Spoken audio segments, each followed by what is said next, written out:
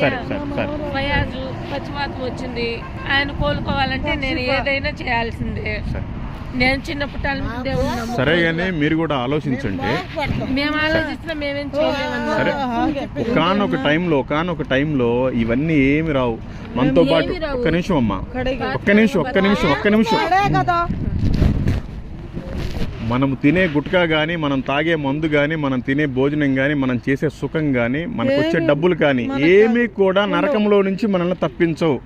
Only యేసు రక్తం మాత్రమే మనల్ని క్షమిస్తుంది. యేసు రక్తంతోటే మన పాపాలని కడగబడతాయి. ఆయనే మనకి రక్షణ. మన హృదయంలో పిచ్చి అని ఉండకూడదు. ఆయన ఉండాలి అంటే మనం పిచ్చి అని వదిలేసేయాలి. సరేనా? మీ ఇష్టం, ఆలోచించుకోండి. మీకు ఏది నచ్చితే, మీకు మనసులో ఏది ప్రేరేపణ వస్తే అది చేయండి. మనం మారిపోతాం. దేవుడు మా అందరు ఉంటే మారిపోతే నా కుటుంబాన్ని బాగుంటే